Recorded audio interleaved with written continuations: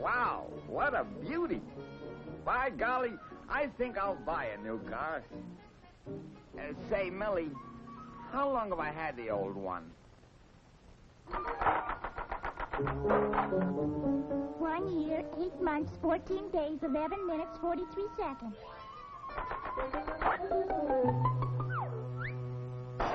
3 o'clock, boss. Time to go home. So it is. Well, I'm ready.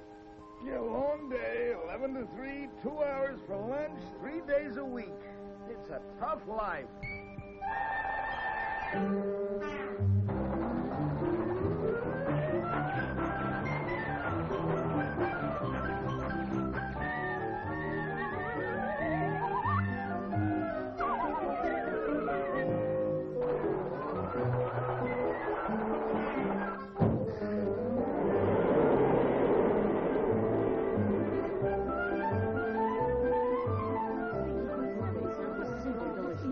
I've never eaten anything so fattening in my entire life. Give me license number WJK-412. I did 3 hearts. 3 no trump. I passed. Do you mind if I pass? Certainly not. Go right ahead. Thanks.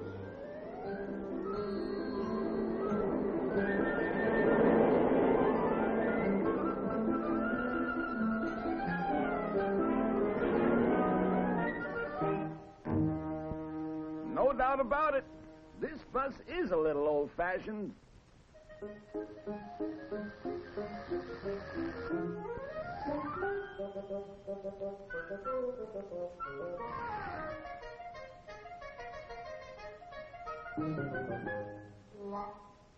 Well, that was delicious.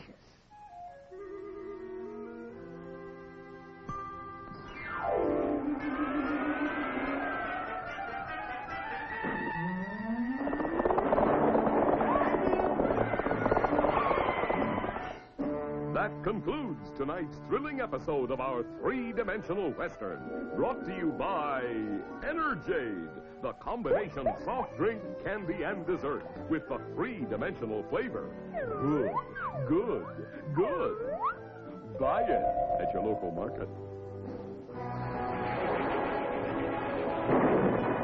21st Century Cars presents your personal master of ceremony. Hello, folks. Say that. Now we are going to bring you a special entertainment feature which will show the development of the automobile. Oh, Pop! I want to see another cowboy picture. Quiet. I beg your pardon? Oh, not you. Say, those new models look terrific. They are terrific. You should see what your grandfather used to call an automobile. Okay, Sam, start the show. Now, folks, believe it or not, this is actually an automobile.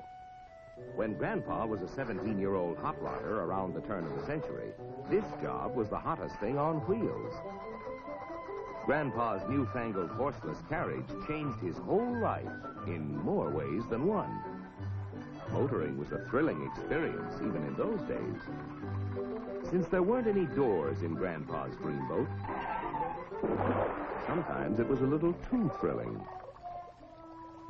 Every trip was an adventure in those days, and one thing you could always depend on. A flat tire. The old retaining rings on the rims didn't always retain what they were supposed to retain.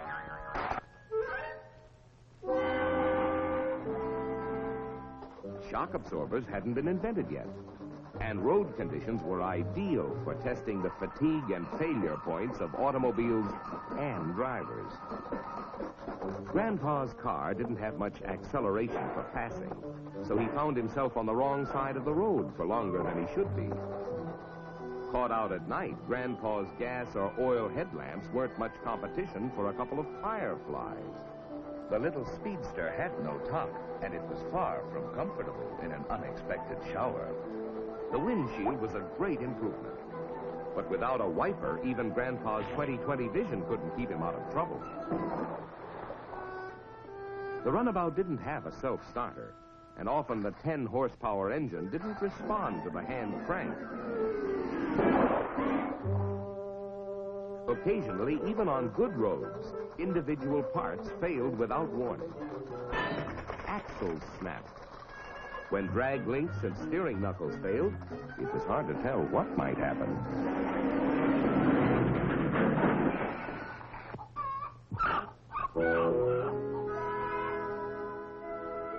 With every passing year, improvements came thick and fast.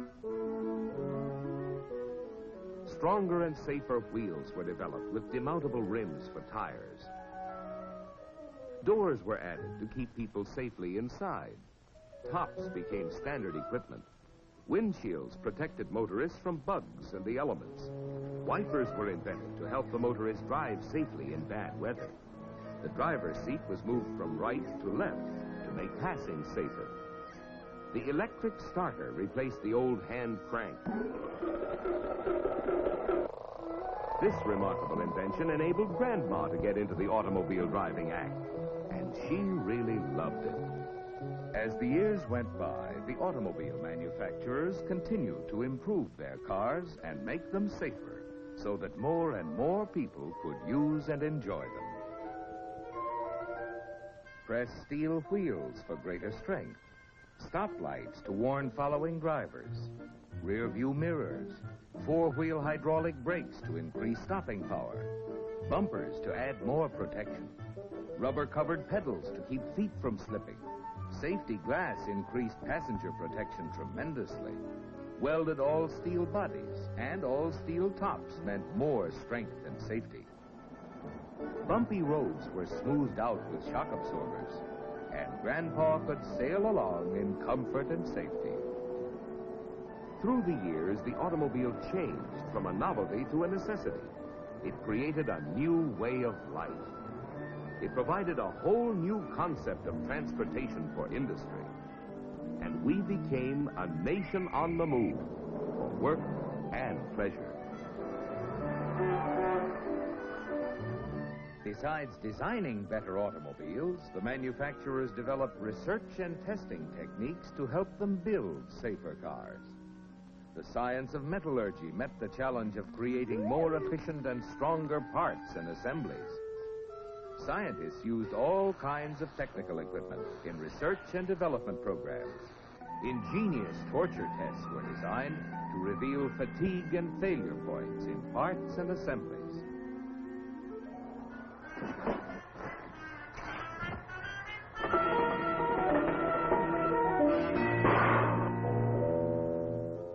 And like the parts and assemblies, the cars themselves were tested under all kinds of driving conditions to make sure that they would operate with maximum efficiency and safety.